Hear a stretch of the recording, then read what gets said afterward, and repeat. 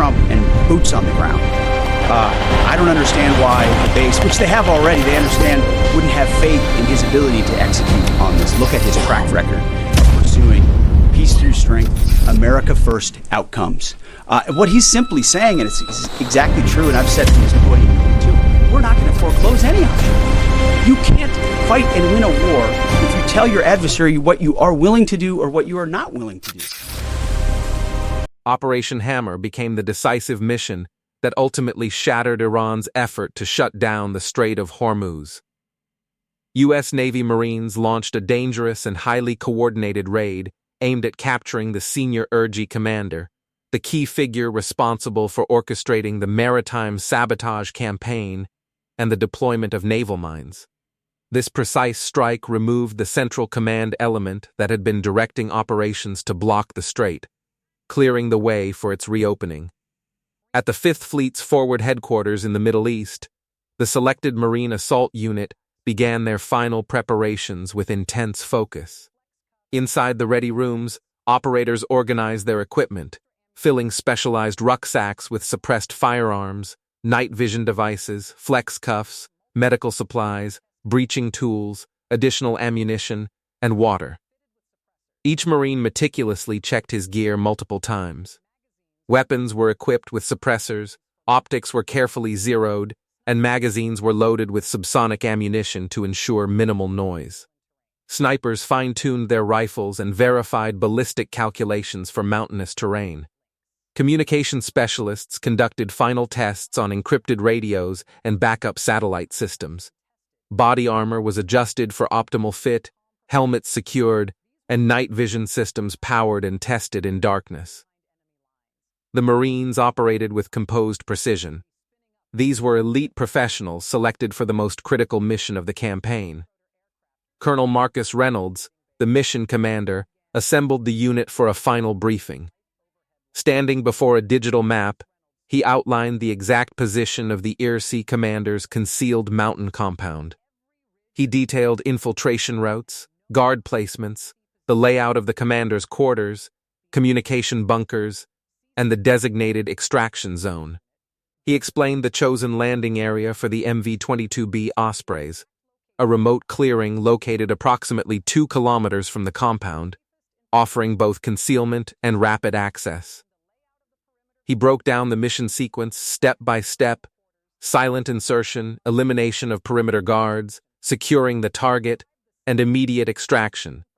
He stressed total silence and speed. They would enter quietly, capture the target alive, and leave before anyone realized what had happened.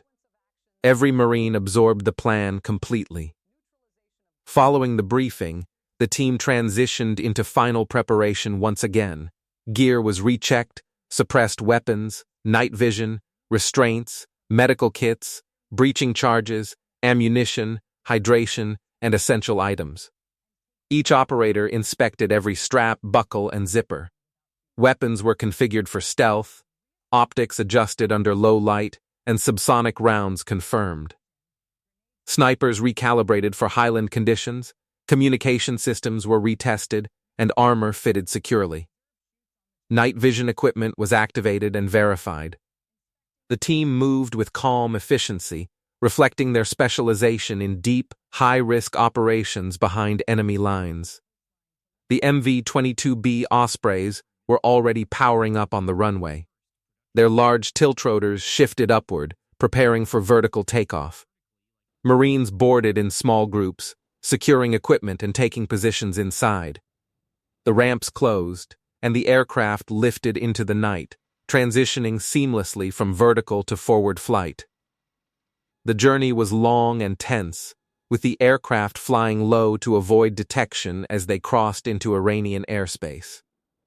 As they approached the target zone, the pilots slowed and converted back to helicopter mode, descending toward a carefully selected landing site in rugged terrain. The clearing was positioned close enough for rapid access, yet distant enough to avoid immediate detection.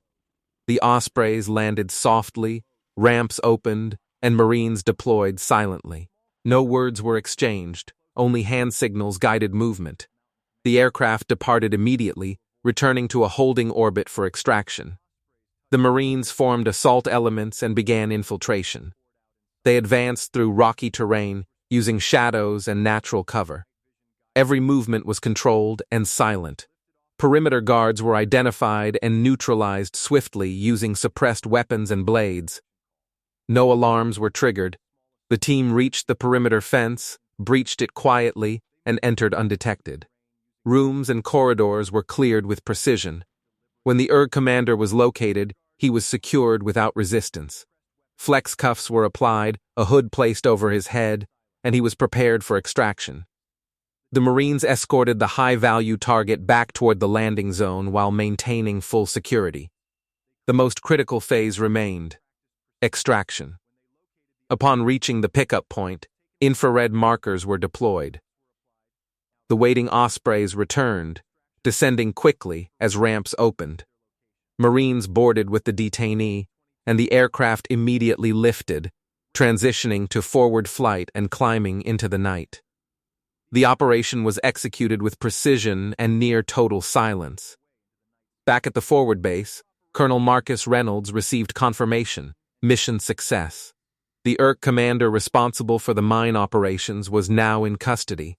The leadership directing maritime sabotage had been eliminated in a single decisive action. However, the broader conflict over the Strait of Hormuz continued. Additional Marine units at 5th Fleet headquarters prepared for the next objective: the capture of Carr Island. Amphibious vehicles and LCAC hovercraft were readied while supporting forces advanced. The success of Operation Hammer delivered a clear message: U.S. Marines could strike anywhere, at any time. The strait moved closer to reopening as global attention intensified. The Marines returned quietly, no celebration, only professional satisfaction. The captured commander was transferred to secure detention, and intelligence teams immediately began extracting critical information.